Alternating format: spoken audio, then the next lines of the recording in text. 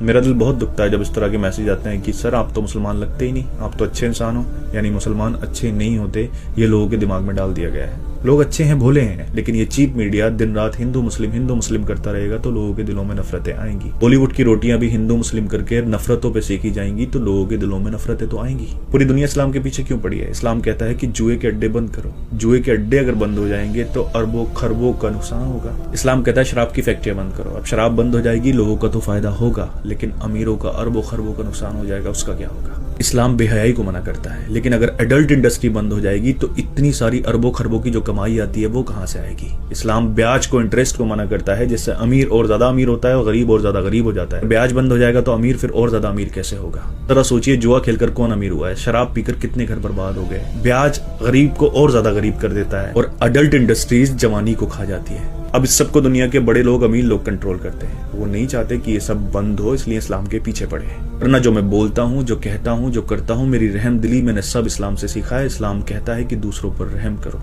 अगर तुम्हारा पड़ोसी तुमसे नाराज है तो तुम्हारा रब तुमसे नाराज है। माँ बाप अगर तुम पे जुल्म भी करें तो उनके सामने उफ तक मत करो। ये मर्तबा माँ बाप का दिया है। एक इंसान कभी भी नेक नहीं हो सकता अगर वो दूसरों के लिए वैसा ही नहीं सोचे जैसा अपने लिए सोचता है। इस्लाम कहता है भूखों को खाना खिलाने से रब सबसे ज्यादा राजी होता है। भूखों को खाना खिलाओ और उनसे उनका जात और धर्म मत पूछो।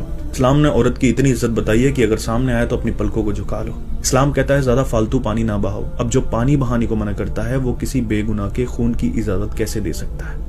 लोगों के दिमागों में कुरान के गलत मतलब डाल दिए गए कि काफिर जहां मिले मार दो। कुरान इंडिया में तो नहीं आया ना, अरब में आया, हिस्सों में आया। जंगें होती थी, कुरान की आयत आती थी, उनमें बोला जाता था कि इनके साथ ये करो वो करो। उन आयतों का गलत मतलब निकाल कर नफरतें बेची जा रही हैं, लोग अपने फायदे के लिए इस्तेमाल कर रहे हैं। मैं हमेशा कहता हूँ कि दिल में नफरत रखकर हम किसी के साथ इंसाफ नहीं कर सकते।